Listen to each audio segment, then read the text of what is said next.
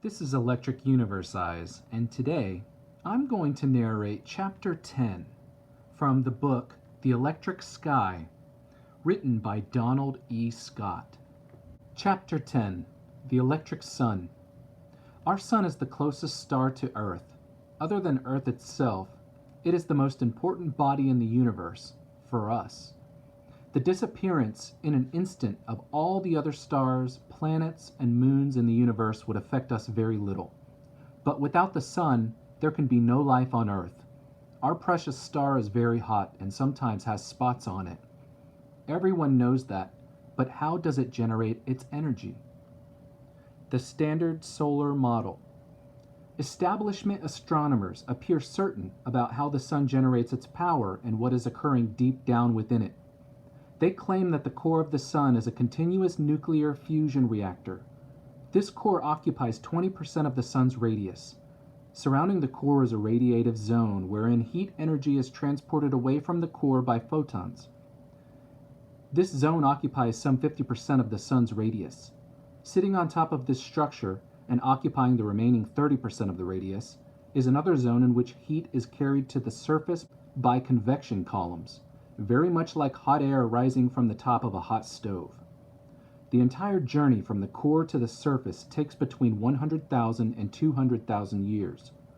This claim is called the Standard Model. Of course, nobody has ever been able to see into the sun.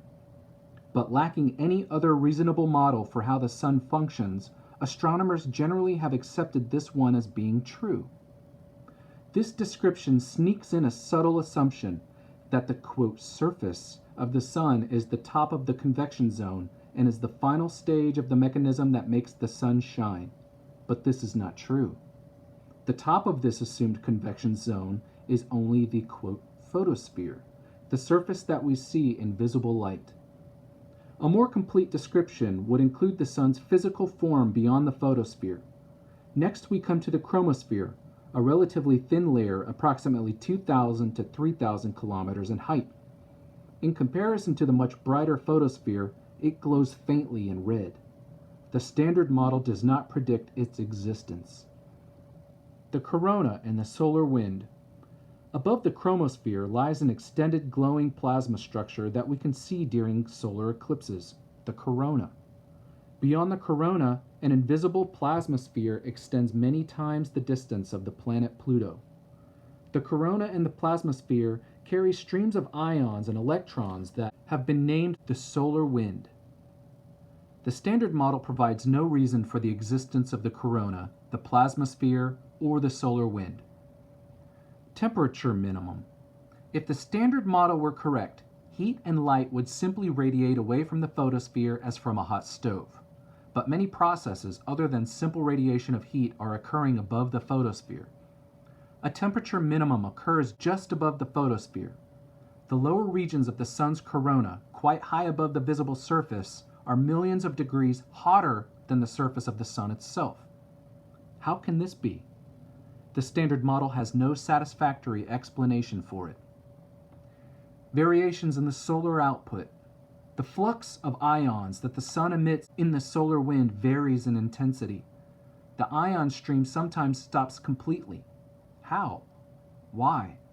And the ions in the solar wind accelerate. Their velocity increases the farther away from the sun they get. How? Why? Again, the Standard Model has only ad hoc explanations for these observations. The phrase solar, quote, wind is a serious misnomer. A flow of ions constitutes an electric current, not a wind. We do not speak of an electric, quote, wind flowing in the wires leading to our coffee maker. We will use the phrase reluctantly, only because of its popularity among astronomers and science writers. The sun rotates more rapidly at its equator than near its poles. The magnetic fields near sunspots reverse polarity from one 11-year sunspot cycle to the next. These and many other observed phenomena associated with the sun give strong indication that a high level of electrical activity is at work on and above the surface of our local star. It should be clear that the Standard Model is at least incomplete, if not totally wrong in its description of the sun's structure. Astronomers defend this standard model by saying that all the processes they describe have been performed in the laboratory and are well known. But nothing could be further from the truth. Mankind has been doggedly struggling for over half a century to create a sustained nuclear fusion reaction in the laboratory. We have not even come close to doing it. It may not even be possible. The only experiment that has been performed that fuses hydrogen into helium and liberates tremendous amounts of energy is the hydrogen bomb. That reaction is almost instantaneous. Recently discovered inherent instabilities in the plasma that is generated by the process that may make it impossible to control it and make it occur continuously. Just to assume that such a sustained process is alive and well in the sun's core is a stretch. Plasma effects. It is now well known that the space within our galaxy is filled with plasma. Every charged particle in the plasma has an electrical potential energy, voltage, measured in volts, just as every pebble on a mountainside has a mechanical potential energy with respect to sea level. Every particle of matter in the universe has a certain amount of mass. It also can carry electrical charge, either positive, negative, or zero. Therefore, every composite particle within a galaxy, such as each star, planet, moon, asteroid, and comet, also has its unique electrical potential, or voltage, with respect to the plasma surrounding it. Electric solar model. In the plasma universe model, electric currents create the galaxies and the stars within those galaxies via the electromagnetic Z-pinch effect. It is a logical extrapolation to propose that these currents, once having formed the stars, continue to supply electrical energy to them. Galactic currents have low current densities. The number of amps per square meter of the flow's cross-section are low, but because the sizes of the stars are large, the total stellar input current, the total amperage, to each of them is high. Is it enough for the sun to generate its vast power output electrically? So far, space probes have gathered insufficient data to answer this question. It can only be answered empirically. The electric sun, or the ES, hypothesis is an outgrowth of the electric and plasma universe theory that came into being through the work of many researchers, from Christian Birkeland to Hannes Alfvén. The researcher who is the prime organizer of these ideas about the sun is the late engineer Ralph E. Jurgens of Flagstaff, Arizona. But as with so many innovative ideas in science, he did not originate his hypothesis out of the blue. He had carefully studied the earlier plasma research of a Scots mathematician and physicist, C.E.R. Bruce. Bruce had made the first major change in the theory of how lightning paths function since their description by Franklin. This work and his attendance at Sidney Chapman's 1941 Kelvin lecture on the sun led Bruce to apply these ideas to cosmic phenomena and to a new electric vision of the universe. External power. In the ES hypothesis, the power source of the sun does not lie deep within it. The sun receives a fairly steady electrical input from the galactic currents that we now know exist in our Milky Way and other galaxies. Jurgens was the first investigator to propose that the sun sits at the focus of not only the orbits of each of its planets, but also a huge plasma cloud. Astronomers call it a, quote, bubble. It is properly termed a plasmasphere. Because of its size, the sun has a large electric capacitance, the ability to hold charge. This capacitance receives charge from cosmic currents that exist in our arm of the Milky Way galaxy. The sun thus exhibits a relatively high voltage. Electrical power, in watts, is equal to the product of voltage, in volts, times current, in amperes. Jurgens calculated that the sun's voltage multiplied by the total value of the current coming toward it is sufficient to produce the sun's observed power output. He therefore concluded that the sun is powered by its galactic environment, not from within itself. Little problems can be theory falsifiers.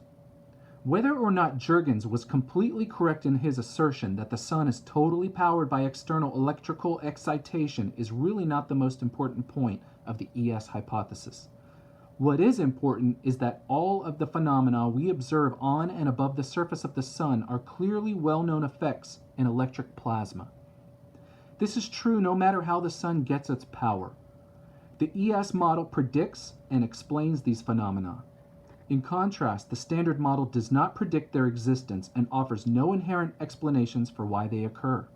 Mainstream astronomers dismiss these phenomena as being of secondary importance, temporary glitches for which ad hoc explanations will be developed sometime in the future.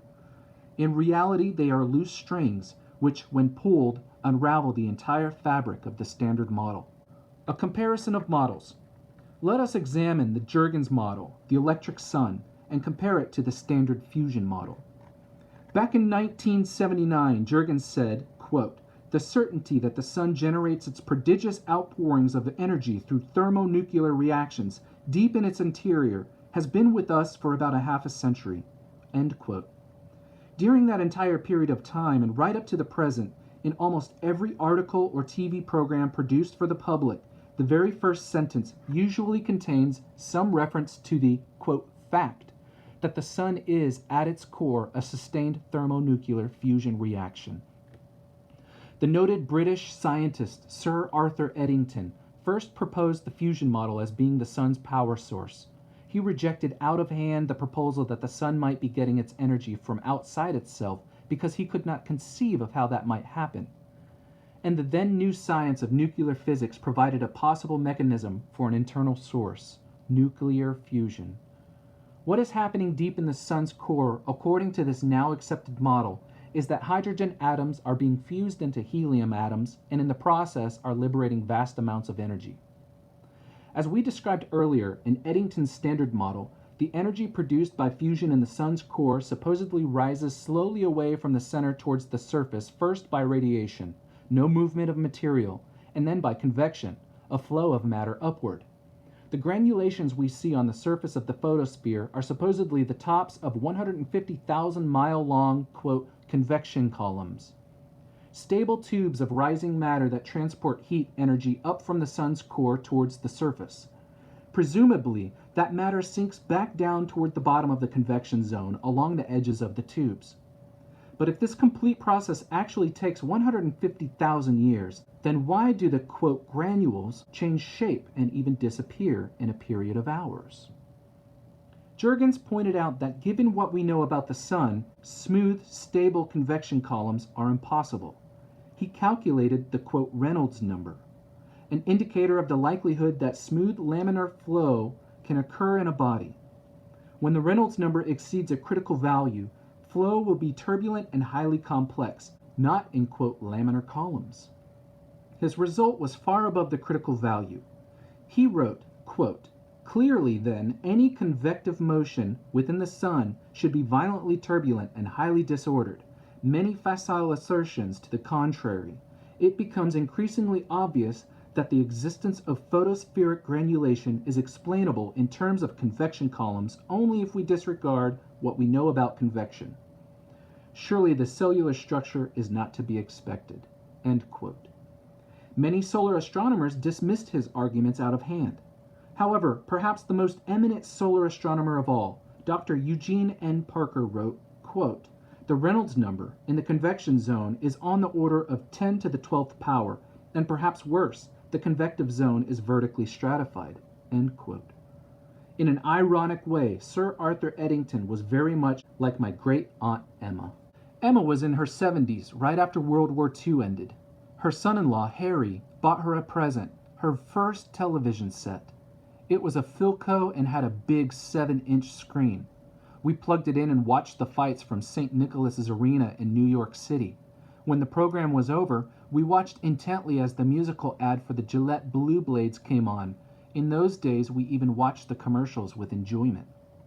Eventually, when the set was turned off, Aunt Emma thanked Harry profusely and said she was going to enjoy having the TV set and watching it.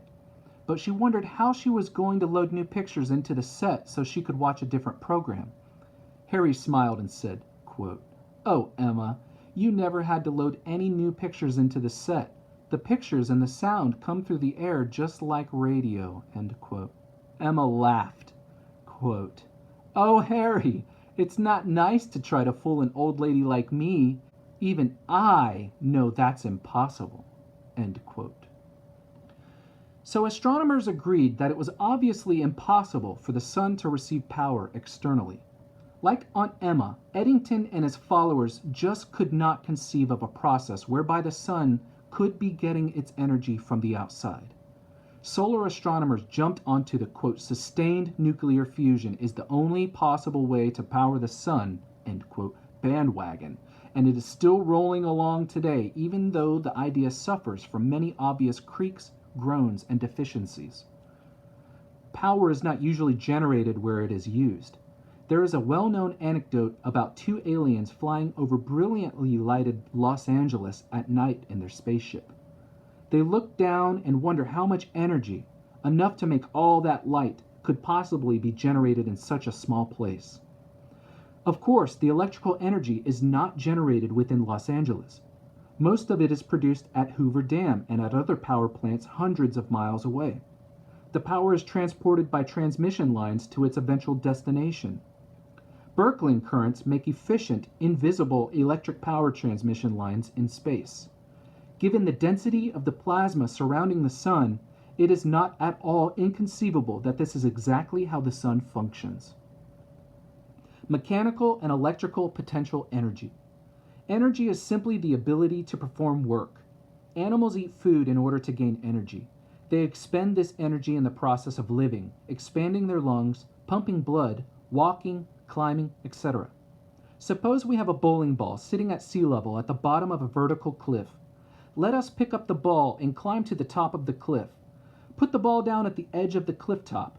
In carrying the ball up there, we have given it mechanical potential energy.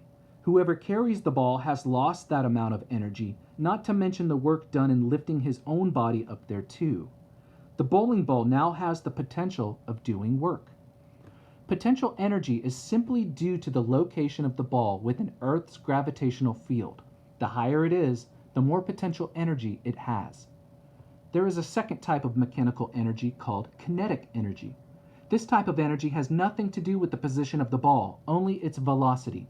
A speeding locomotive has lots of kinetic energy, no matter how far above sea level it is. We can convert our bowling ball's potential energy into kinetic energy by simply edging it off the cliff.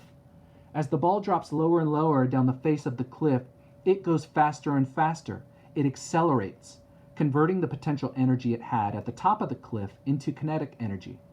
By the time the ball finally hits the ground, it will have converted all its hilltop potential energy into kinetic energy. When it hits, it will then use this kinetic energy to dig an indentation in the earth and perhaps create a sound or even slightly raise the temperature of the ground right beneath it. Any charged particle has an electrical potential energy. This electrical potential energy is measured in volts. So if we move a positive ion up to a region of high voltage, we have to put energy into it to get it there. It will have the potential ability to do work. We can convert its electrical potential energy into mechanical kinetic energy just as we did with the bowling ball. When a positive ion falls from a higher to lower voltage, it will accelerate. It will gain kinetic potential. It will gain kinetic energy. This is exactly what happens inside a TV cathode ray picture tube. Charged particles, electrons, accelerate from a region at the rear of the tube where they have high electrical potential energy, but almost no velocity, toward the screen where they have zero electrical potential. But by that time, they have converted that potential energy into kinetic energy. They smash into the chemically treated rear surface of the screen and emit light. In fact, the earliest TV cameras were called kinescopes for this reason. We can draw a picture of the shape of the cliff from which we dropped the bowling ball. The image will be a cross-section of the cliff, perhaps showing the top of the cliff on the left and the ground, sea level, at the right. We can label the vertical axis of this plot, potential energy, and the bottom, horizontal axis, horizontal distance. It is also possible to sketch a similar electrical potential hill for a positive ion. The only difference is that the vertical axis will represent electrical potential energy rather than mechanical potential energy. It will be labeled in volts. Energy possessed by ions at the sun's surface. A similar sketch can explain Jurgen's model of how the sun operates. The entire structure of the electric sun model, ES, is really nothing new. It is simply an extrapolation in size of well-known laboratory plasma phenomena. Jurgen's genius lay in his recognition of the applicability of this voltage plot. So well known in plasma labs in describing the mechanisms that produce observed solar phenomena. What is of crucial importance in his model is the description of how charged particles, positive ions, and electrons behave at the sun's surface and why. In Figure 10, we see the cross-section of the electrical potential landscape that exists at and above the surface of our sun. This plot shows us very quickly that the photosphere is the highest voltage region. It is the top of the hill insofar as positive ions are concerned.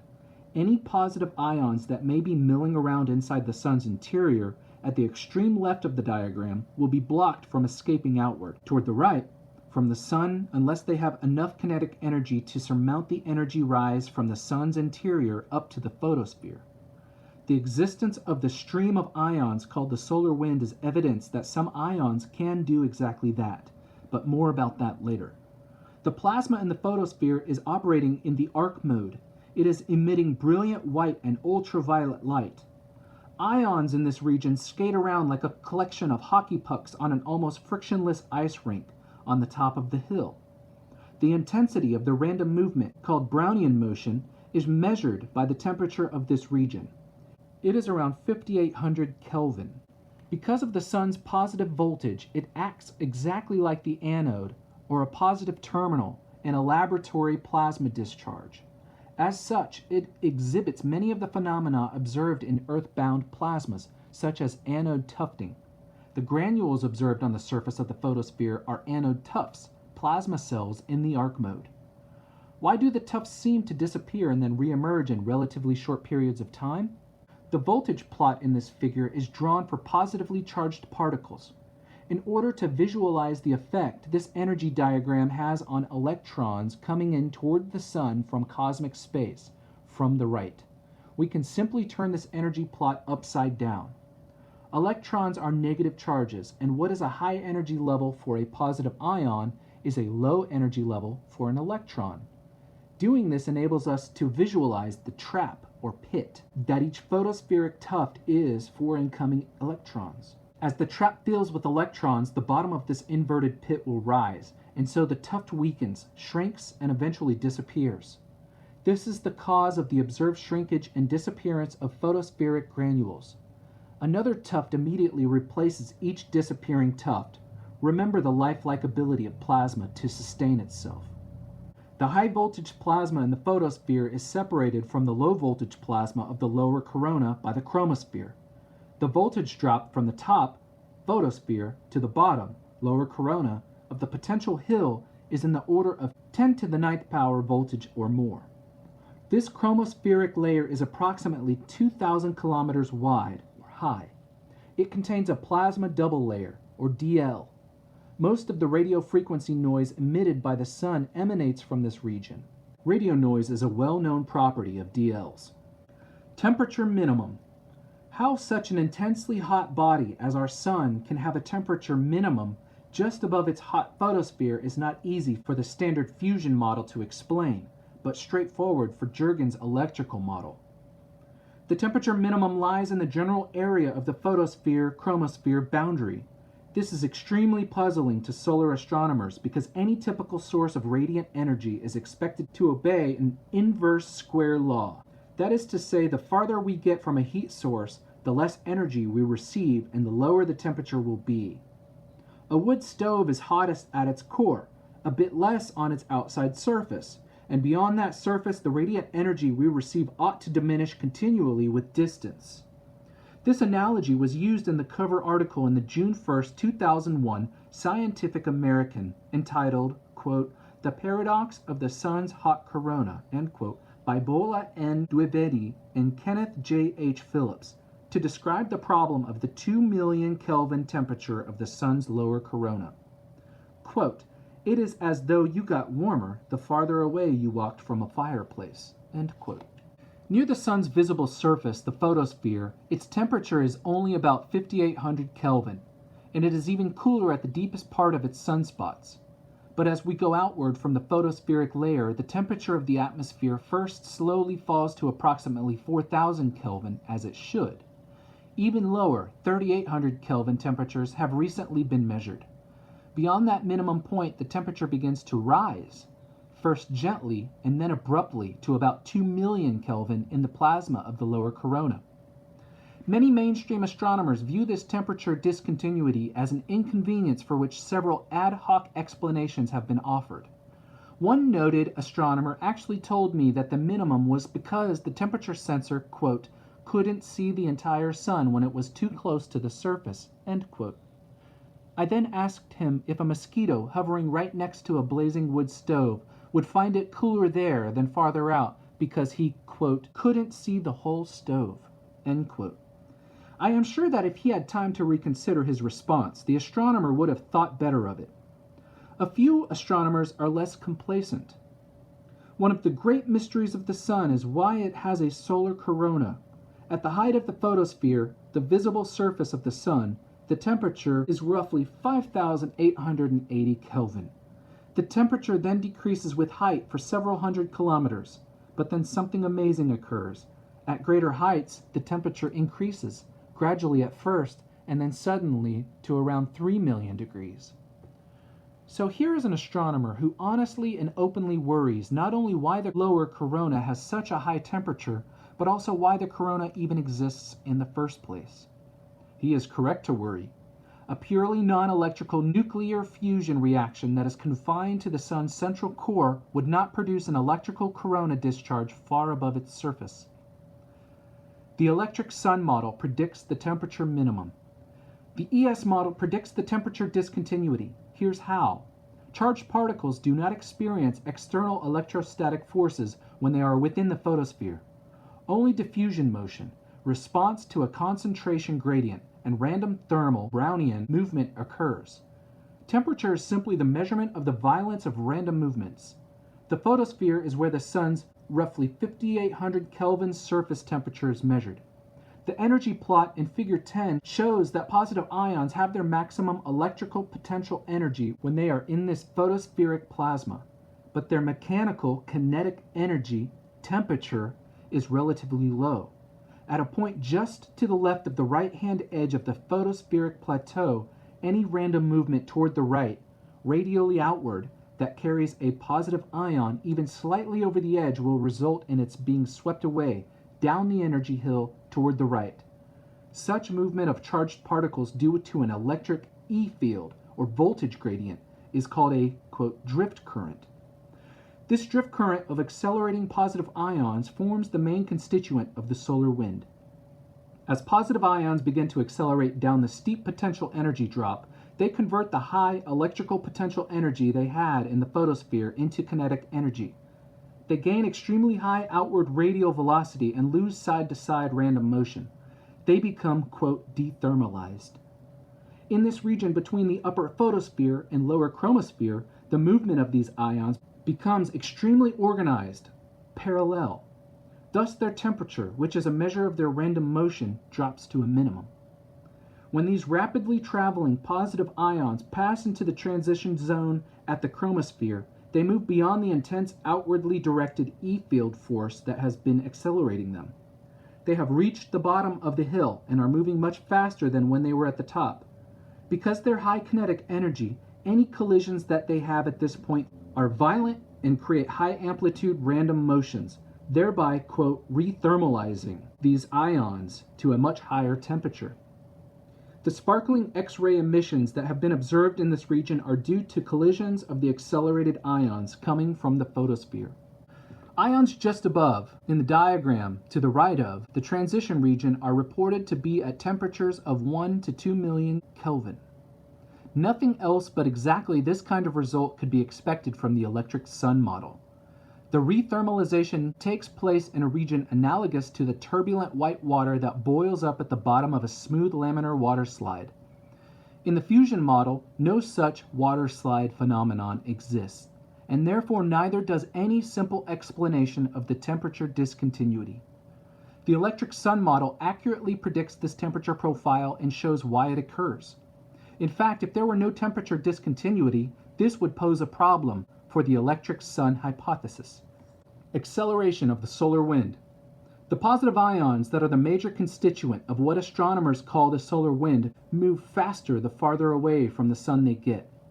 The positively charged ions of the solar wind accelerate outward through the corona and beyond. The electrons seem to mill around with no preferred direction. Any given volume is essentially neutral, having equal numbers of positive and negative charges. Nothing in the fusion model predicts or explains this observed phenomenon. Streams of neutral gas do not behave in this manner. Winds do not normally accelerate all by themselves. Some astronomers have postulated that photons leaving the sun collide with the ions and accelerate them. But a, quote, postulation is not an explanation. Dr. Peter T. Gallagher of the Big Bear Solar Observatory presented a seminar on observations and modeling of the corona and solar wind in which he said, "Understanding the physics of coronal heating and solar wind acceleration remains one of the unsolved problems of solar physics. It is believed that the corona is heated by either high-frequency MHD waves or by many small-scale reconnections, but the exact heating mechanisms and how they relate to the acceleration of coronal plasma are still uncertain." End quote. In this quote, we see the invocation of magnetic reconnection as a possible mechanism. In a later chapter, we will examine how impossible this, quote, magnetic reconnection process is. Any student of physics who has studied electric charge and electric fields know that the easiest way to get electrically charged particles to accelerate is to apply an electric field to them. Let them fall through a voltage drop from one region to another. The acceleration of the positively charged solar, quote, wind particles is clearly an electrical phenomenon. The electric sun model accurately predicts its existence and explains its cause.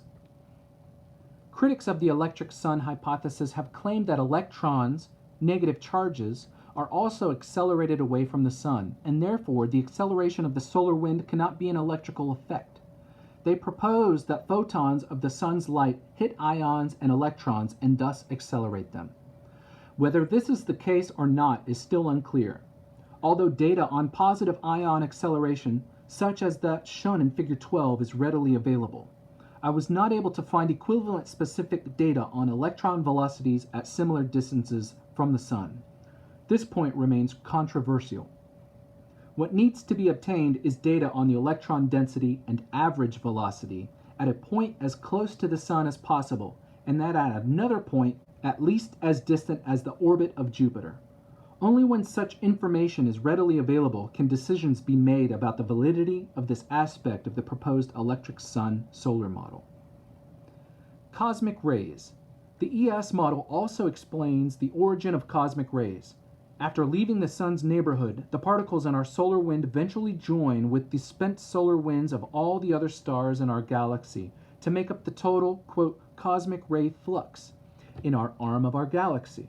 The sun is at a higher voltage level than is interstellar space beyond the heliopause, the outer boundary of the sun's plasma sphere. Cosmic rays are made up of solar wind particles ejected from the heliospheres of the stars. The sun is a rather mediocre star as far as radiating energy goes. If it is electrically powered, perhaps its mediocrity can be attributed to a relatively unimpressive driving potential. This would mean that hotter, more luminous stars should have driving potentials greater than that of the sun, and thus should expel cosmic rays of greater energies than solar cosmic rays.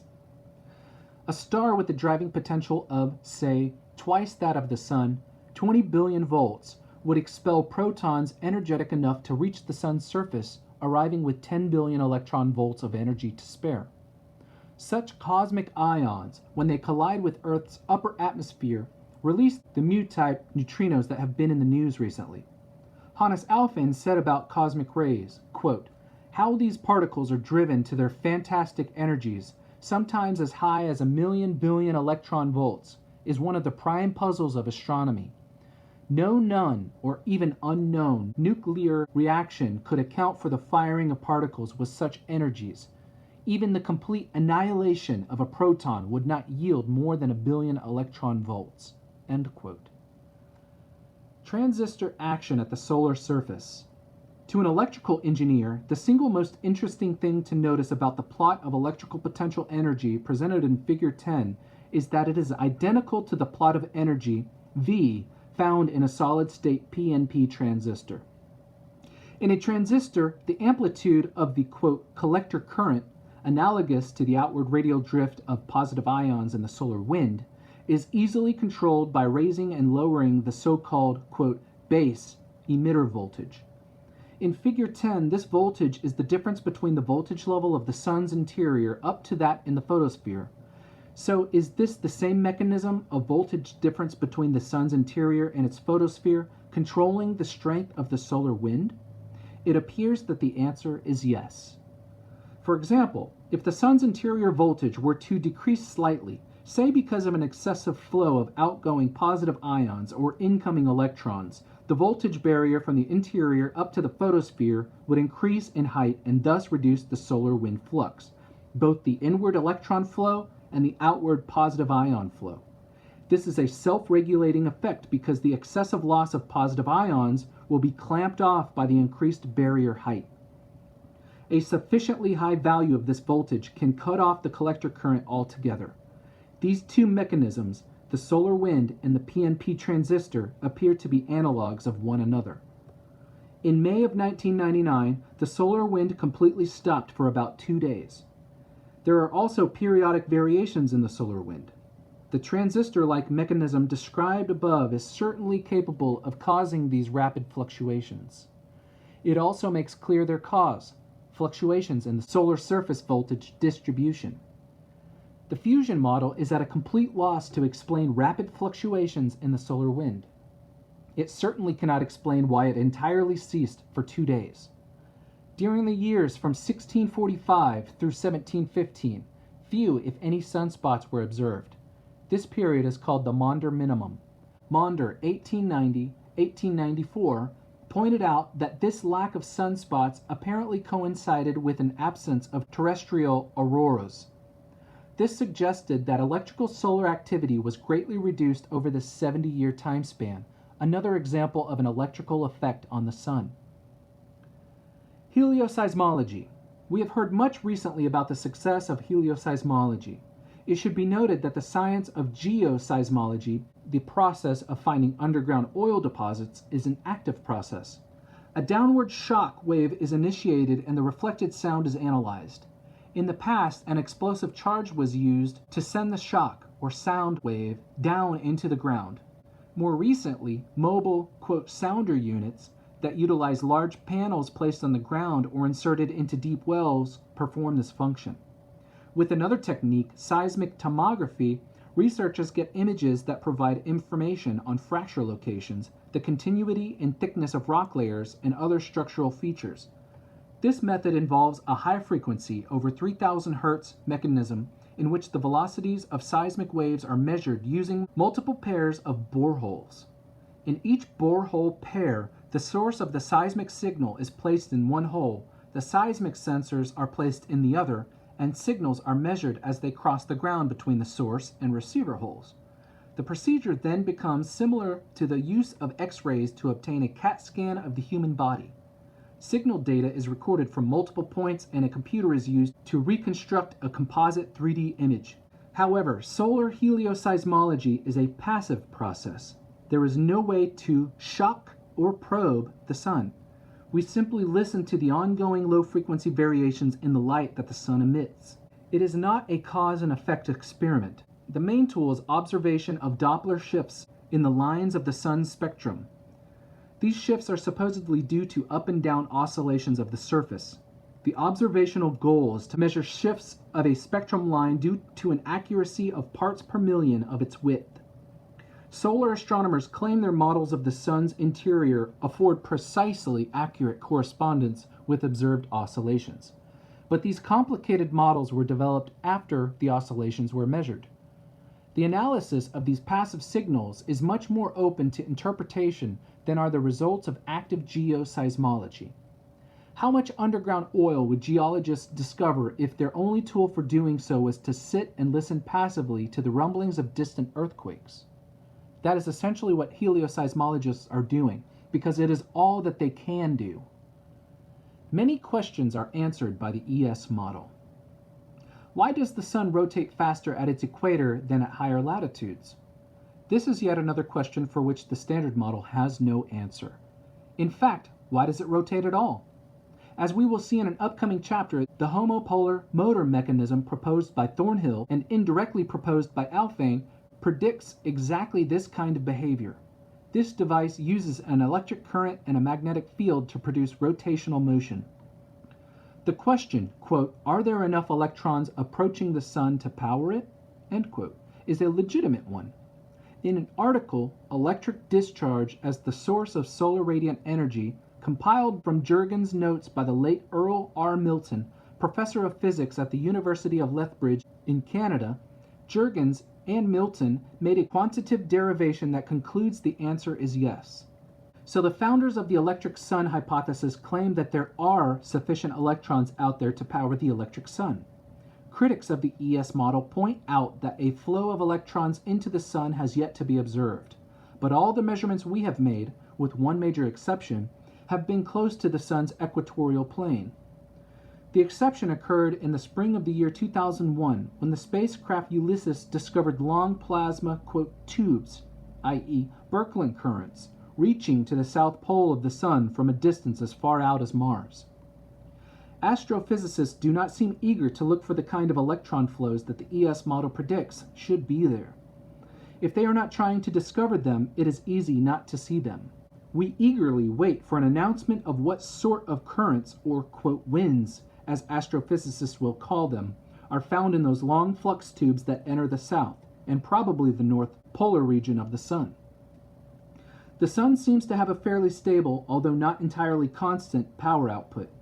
As the sun travels around the galaxy, it may come into regions of higher or lower total current, and so its output may vary both periodically and randomly. Why doesn't the sun collapse of its own weight? How can we account for the fact that the sun has been around for a long time with approximately the same luminosity, yet has not collapsed in upon itself? In orthodox theory, a main sequence star such as the sun behaves like a ball of gas, with temperature and pressure both increasing from the outer surface toward the center. The temperature is needed to sustain the pressure, and the pressure is needed to fend off gravitational forces, which, in the absence of sufficient pressure, would lead to collapse. In Jurgen's theory, with no fusion going on in the core, how can a flat internal temperature gradient maintain sufficient pressure to resist collapse? The answer is best stated by Thornhill. Quote, "The electric star model makes the simplest assumption, that nothing is going on inside the sun. In the plasma that makes up the sun, the nucleus of each atom, which is thousands of times heavier than the electrons, will be gravitationally offset from the center of the atom. The result is that each atom becomes a small electric dipole. These dipoles align to form a radial electric field that causes electrons to diffuse outwards in enormously greater numbers than simple gravitational sorting allows. That leaves positively charged ions behind, which repel one another. That electrical repulsion balances the comprehensive force of gravity without the need for a central heat source in the star. An electric star will be roughly the same density throughout or isodense. We should remember that the strength of the electrostatic attraction force between a proton-electron pair is something over 39 orders of magnitude greater than the strength of gravitational attraction. Not 39 times, but 39 orders of magnitude, a multiplier of 1 followed by 39 zeros. So the necessary offset of the electron from the nucleus can be submicroscopic and yet produce an extremely strong electrical force to counteract gravitational collapse. The sun does not require internally generated heat in order to avoid collapse. The electric sun hypothesis deserves serious investigation because it answers a multitude of questions and enigmatic observations that the standard model cannot.